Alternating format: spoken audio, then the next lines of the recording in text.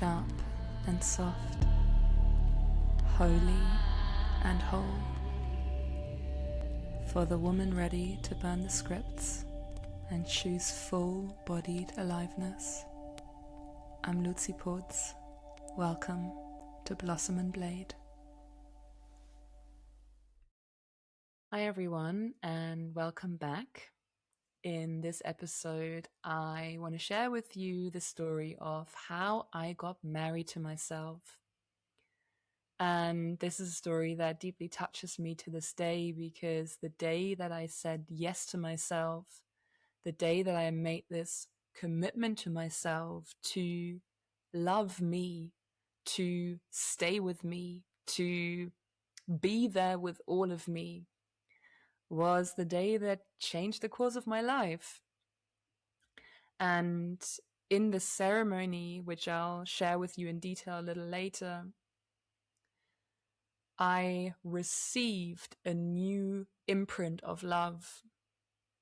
So the old imprint that I had received when I was a child was self-abandonment.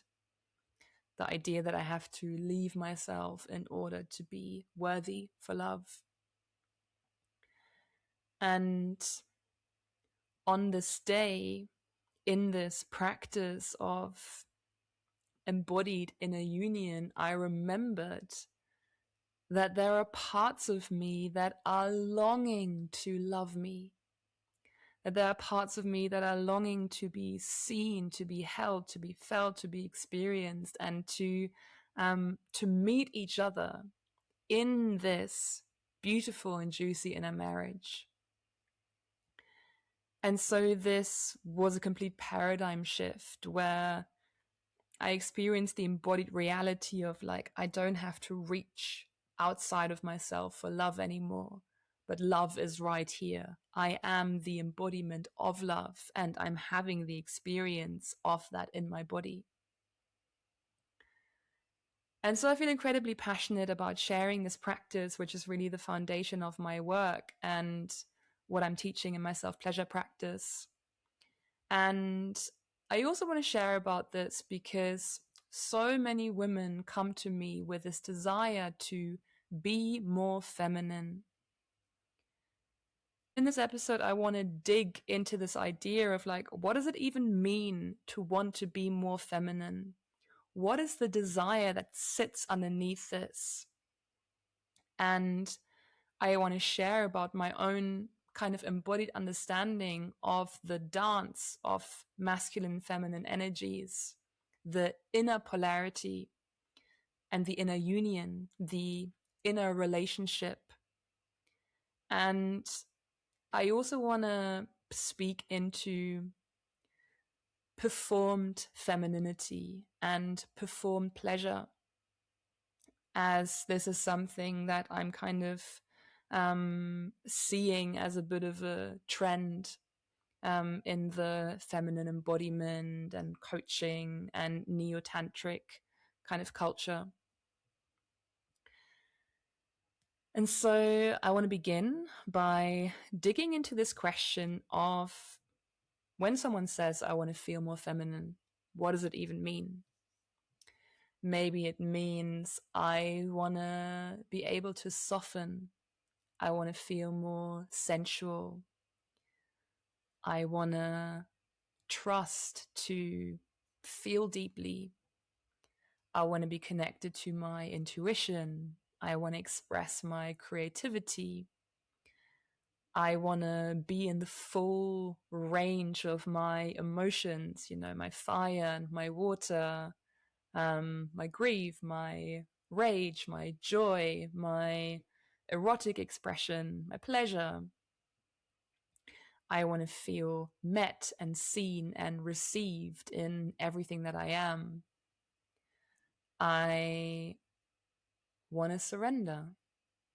And so maybe feeling into what parts of these maybe resonate in your own body as I'm speaking them, and then feeling into the desire that sits underneath all of this. And this desire is, I want to feel safe enough to do all of these things. I want to feel safe enough to fully show myself and express. I want to feel safe enough to open, to soften, to put down the armor. I don't want to have to protect myself anymore. I want to trust that it's okay to be me, that I will be received with care. Right? So a foundation of safety and trust sits underneath this desire of wanting to be more feminine.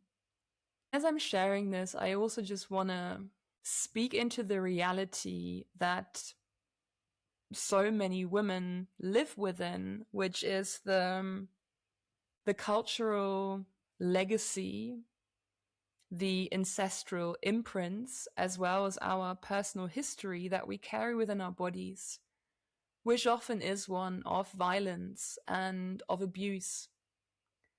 1 in 3 women in Europe has been sexually assaulted. That is the reality. And I'm sharing this because I really want to just give so much permission and normalize when, as a woman, you don't feel safe in your body. And actually, you don't trust.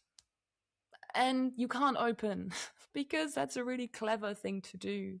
You know, that's your body doing the thing that she knows to do, which is to protect herself.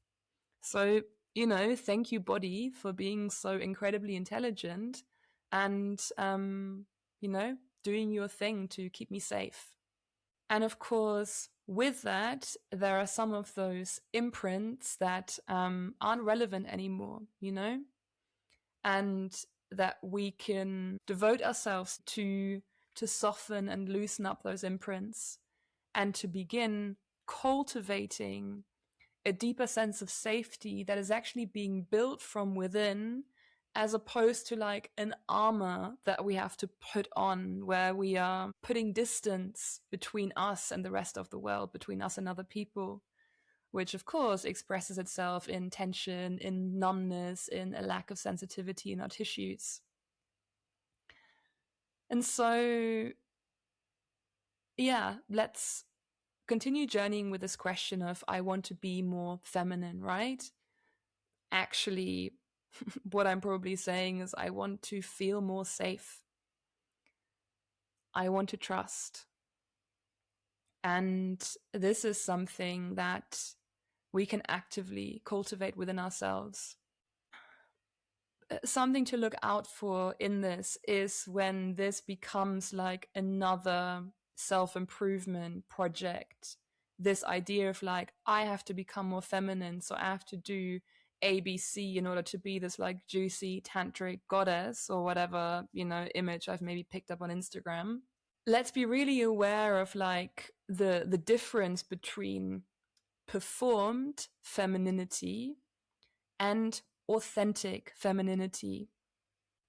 This is something that I was really confronted with when I started kind of going to like tantric events and like sexuality retreats and stuff like that, where I was like, oh my God, I have to be more feminine. How do I do this? How, you know, I felt so stiff in my body and so suspicious of people. Like I had not learned to trust for good reason, you know, because I've been really hurt in the past. So I was faced with this question of like, okay, so how do I fully embody my sensuality? How do I begin to move and make love really with this like full and wild expression, which I can feel is in there somewhere, which maybe comes out when I'm drunk or I'm high or, you know, in like certain moments, but it's something that I can't tap into spontaneously because, yeah, there are so many parts that are actually feeling really scared. And so, because as women, we have also learned that our sexuality is a commodity, it's something to trade in for love, right? It's like having female bodies objectified and female sexuality objectified, and having a long history of the extraction of that. So many of us have learned these kind of ways in which we perform pleasure, faking orgasms, moaning, kind of just like, closing the eyes and getting through until he comes and it's all over and done with, right? I know I have definitely experienced that. And yeah, this is incredibly common. So again, just normalizing that. Of course, being a woman in pleasure is also something that's very powerful. It's very, very powerful. So many of us have also learned to manipulate with the way that we kind of carry our femininity, being the seductress in a way that like manipulates, really kind of working with our erotic energy and teasing and playing in order to get somewhere, like the flirting, the way in which we kind of use our body and our hips and our eyes in order to get what we want, because it's power.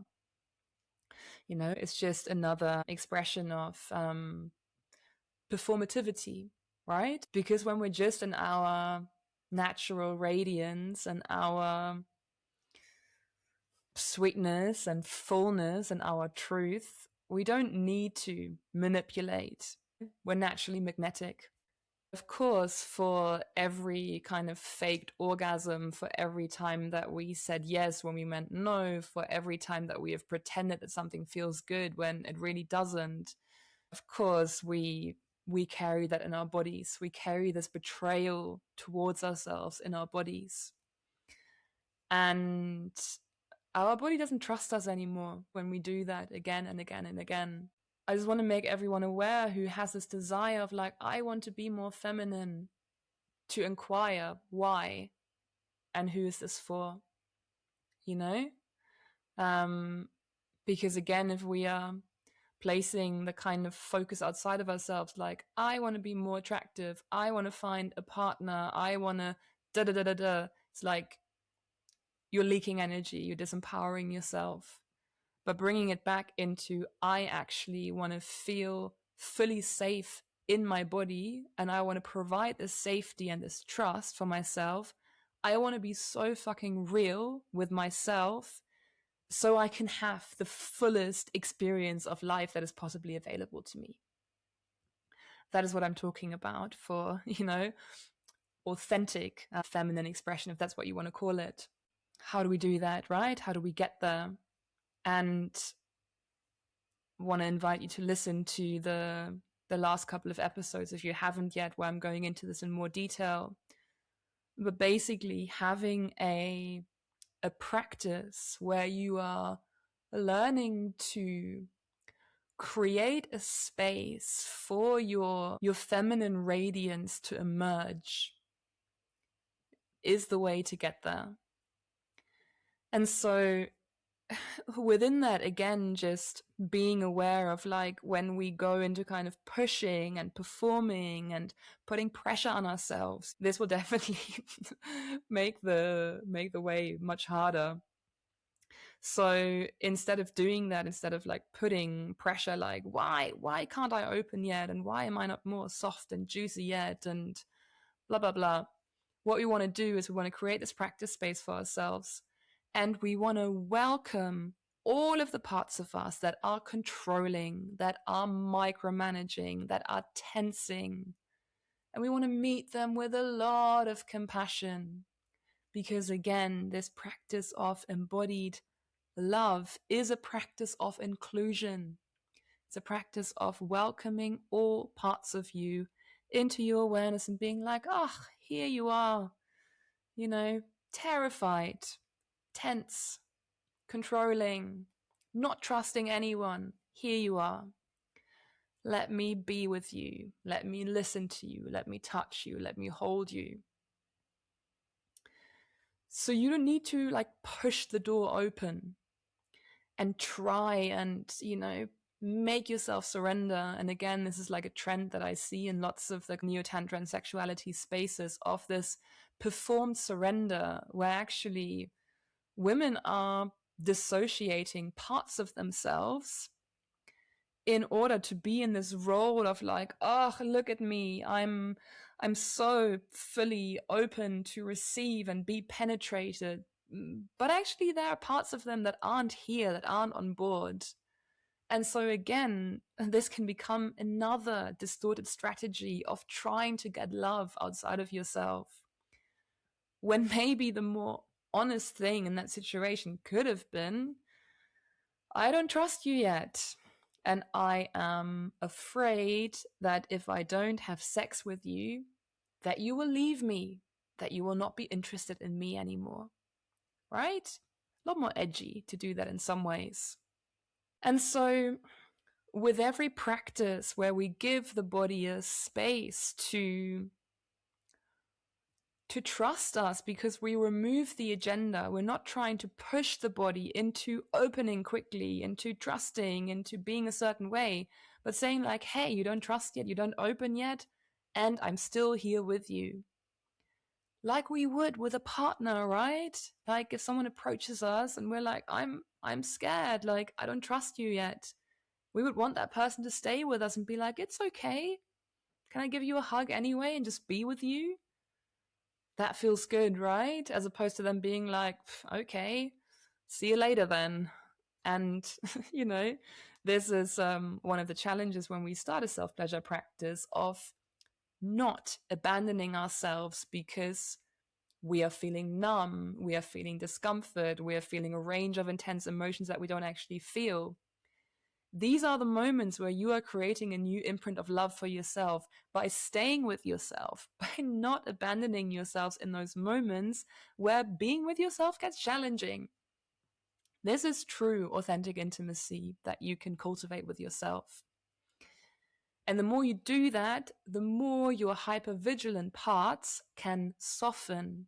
And with that, your tissue softens. With that, sensitivity returns, you know, in your genitals, inside your vulva, like wherever you might have got, you know, armor and numbness, and you can't feel, maybe you can't orgasm. Yeah, because there's been a tensing from this feeling of like, oh, it's too much too soon, and maybe I wasn't ready.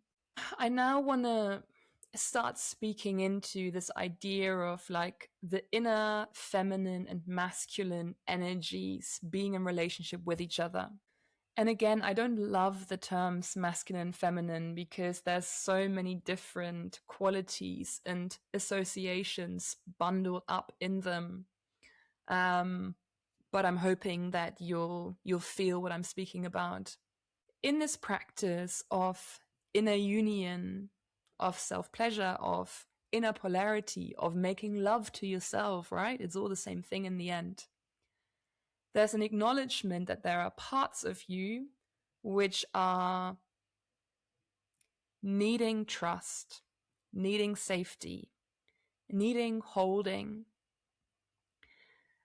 And then there are other parts of you which are able to offer presence, safety, patience, love. And so when I'm speaking about the need to embody a healthy masculine frame within your own body, I'm speaking about you being able to create enough presence and enough slowness and enough structure for yourself that the parts of you which are terrified or maybe which have been dissociated can slowly come back and unfreeze. What I'm really speaking about is this polarity of structure and flow, of consciousness and energy, of holding and surrendering. So I feel like lots of women have to kind of detox themselves from a totally distorted image of masculinity, right? Or masculine energy. And some of the things that are connected to that, for example, like discipline. I'm, I'm more often now replacing the word discipline with devotion because it carries a kind of, a different depth to it. But I do want to use discipline in this moment just because I want to invite you to feel how that lands in you, you know, this idea of like, I want to be more feminine, I want to soften, I want to open, I want to surrender. And me telling you that in order to do that, you will need some discipline. Because usually it doesn't land so well, you know? And so I want to speak into this, which is this whole idea of like blossom and blade. We've got the soft petals which are wanting to open and to blossom, and then we've got the blade. And the blade is really here to provide that clarity, to provide that protection, to provide that discernment and the presence. This is the energetic quality of it. So when I'm speaking about this masculine frame, I'm not speaking about control. I'm not speaking about hardness. I'm not speaking about fighting or putting pressure on anything. But I'm speaking about a foundation of safety, of knowing you've got your own back, knowing that you can fall back into your own arms and you will be there. You have got yourself.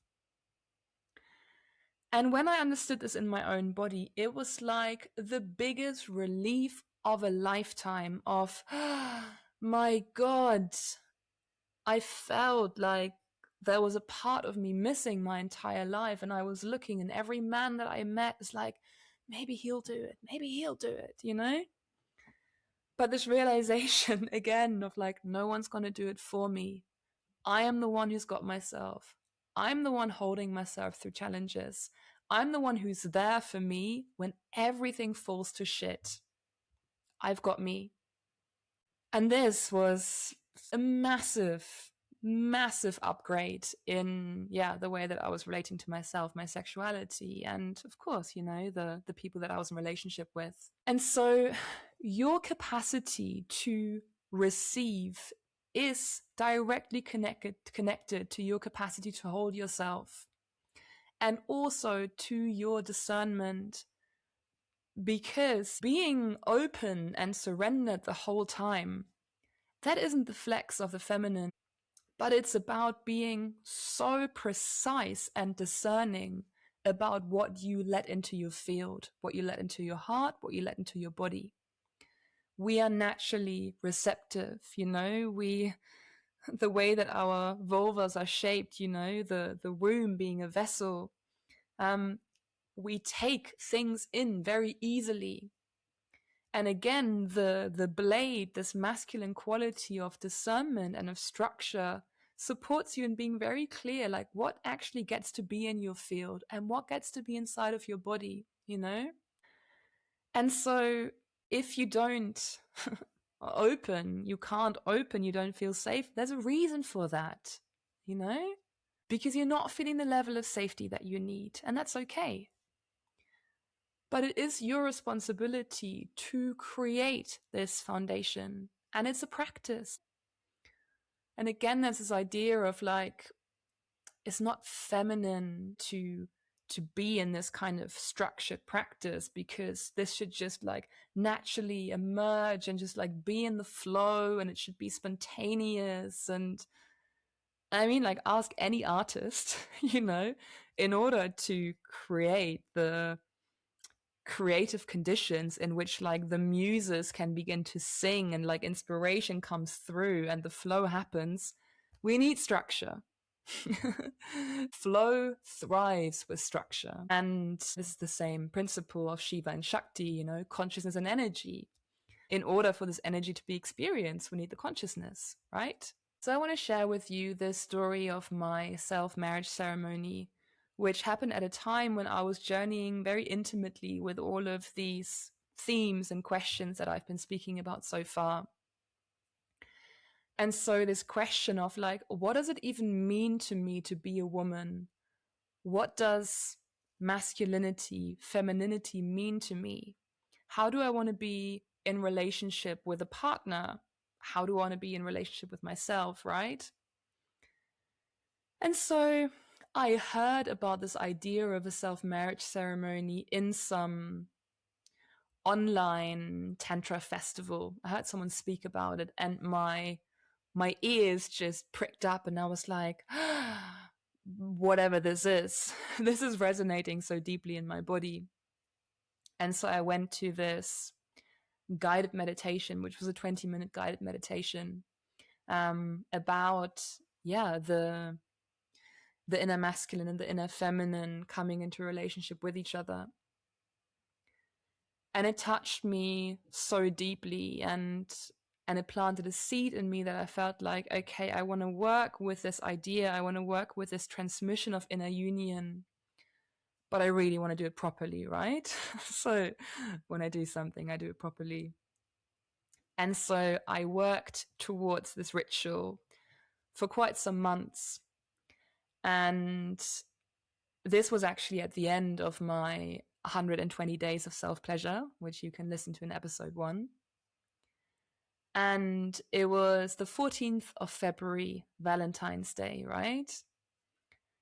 I chose this day because historically, I hated Valentine's Day. I hated it, especially when I was single. And sometimes I even hated it when I was in partnership, when I felt like my partners weren't really like honoring this day in the way that I wanted.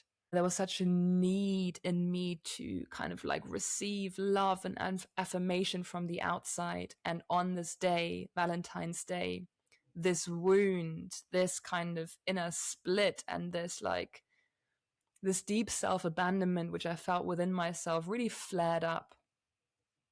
And I was tired of it, you know? I was tired to get into relationships that were toxic, that weren't nourishing me, with emotionally unavailable men that couldn't meet me. I was so tired of it, you know? And so, because I'd already been in the daily practice of self pleasure, I was like, right, I'm going to make this day count. And so I really made it into a thing. With a dear friend at the time, I had a stag do where he took me out for champagne and oysters. And, you know, we had a bit of a celebration to honor my kind of inner masculine, like getting ready, you know, for this ceremony. And I sent myself a dozen red roses in the post. I wrote a love letter and also had that sent to myself. I prepared champagne and oysters. I let my housemates know that this was the day where I was going to get married, and they suggested preparing a celebration dinner for me. I bought new, beautiful red lingerie that I felt amazing and radiant and sexy in.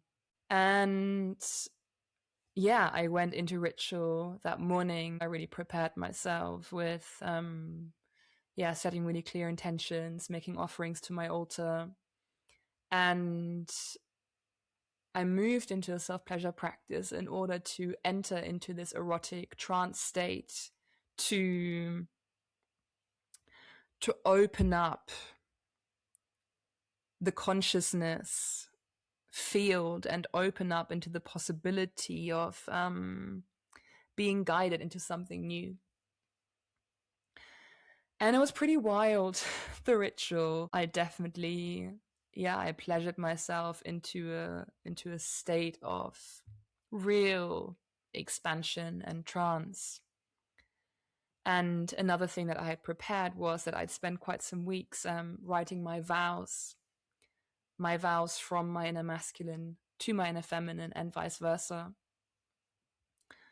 And so at the peak of the ritual, I read those vows out loud to myself whilst looking at myself in the mirror. And I brought myself to climax whilst looking at myself in the mirror and just saying, yes, yes, I choose you. Yes, it's you for the rest of my life. I will love you. I will be here for you. And I will never leave you. It's you and me until the day we take our last breath. And just saying those words now, I feel transported back to that moment, and I feel tears behind my eyes and so much gratitude. I actually also had a wedding ring made by a jeweler with a yellow sapphire and 2 moonstones, beautiful gold ring.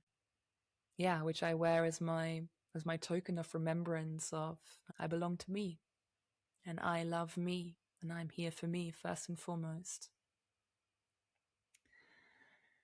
And, be careful what you wish for because a powerful ritual really, really does, what you sign up for. It does change your reality. And so the way that I was relating to others changed very rapidly because I was no longer willing to abandon myself for love. I'm sharing all of this because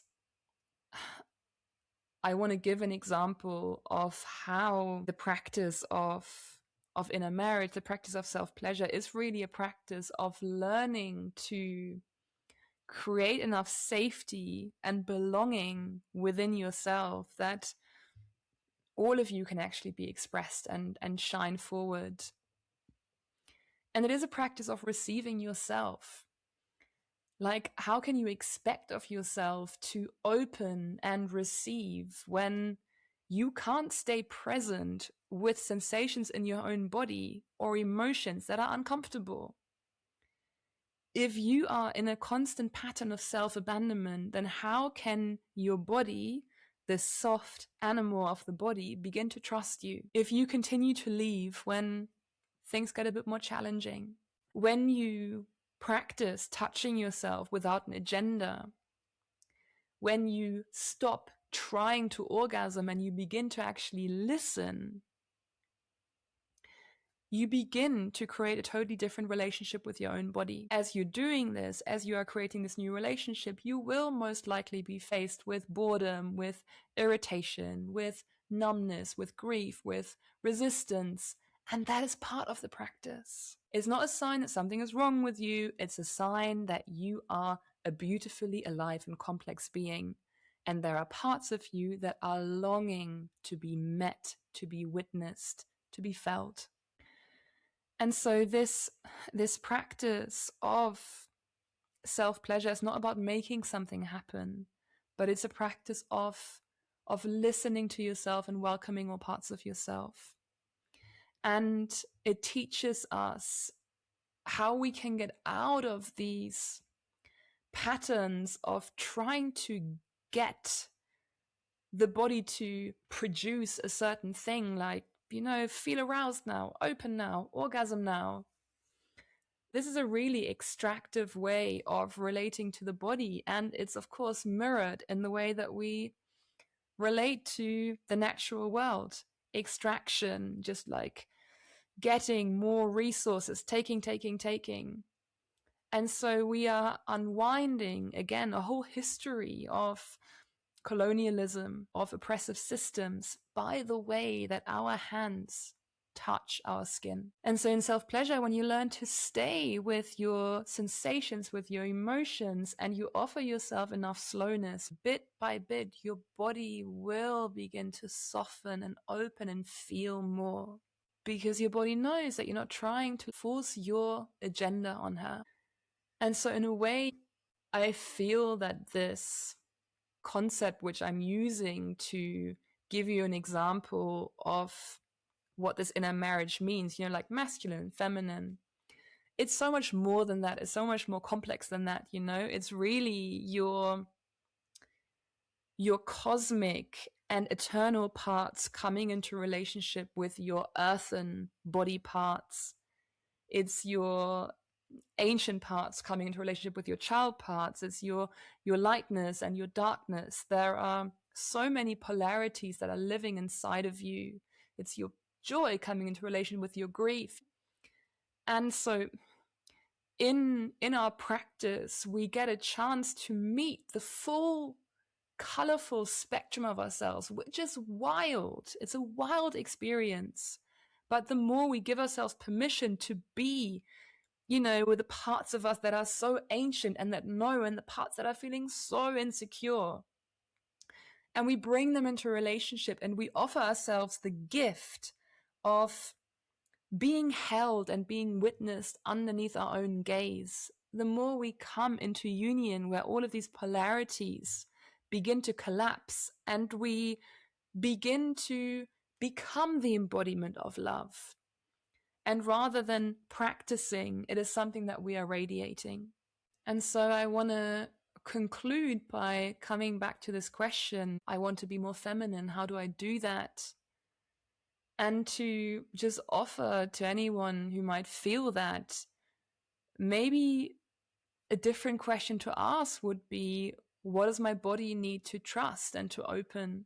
Where do I push myself? Where do I perform? Where do I try and force myself? Where do I dismiss or judge parts of my experience? Because this is really the place to begin. And I really want to encourage everyone, like, don't gaslight yourself into a concept of femininity that you feel like you should be. There are so many ideas of, what we feel like we should do or be or look like or embody, and it's stressful. And your own embodiment of your radiance, of your aliveness, of your sensuality will most likely look and feel very different to, all of the other things that you're seeing. And I would really encourage you to approach it as this curious and wild inquiry. As long as we're in this thing of like, oh, I should be, like, we're moving outside of ourselves. But like, how do you want to feel?